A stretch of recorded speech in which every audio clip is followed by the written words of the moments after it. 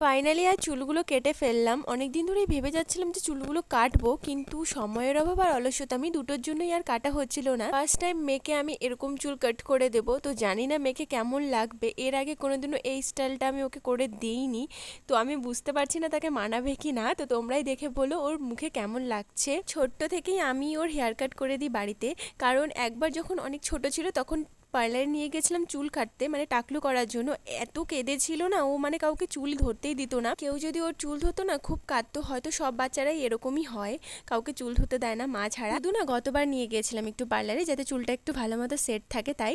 আর এবার ভাবলাম না আমিই কেটে দিই, কারণ 6 মাস পর পর একটু বাচ্চাদের চুল না কাটলে না হয় না, অনেকটা বড় হয়ে গিয়েছিল। তো আমি ভাবলাম বাড়িতেই কেটে দিই ঠিক মতো করে। আর সত্যি কথা বলতে ও না আমার কাছে চুল কাটতে একটু কমফোর্টেবল বেশি থাকে। আর হ্যাঁ, একটা কথা তো বলতেই ভুলে গেলাম, 1000 সাবস্ক্রাইবার পূরণ করার জন্য কিন্তু তোমাদের সাপোর্টের আমার অনেক প্রয়োজন। আর এখানে দেখো আমার মেয়ের ফাইনাল লুক।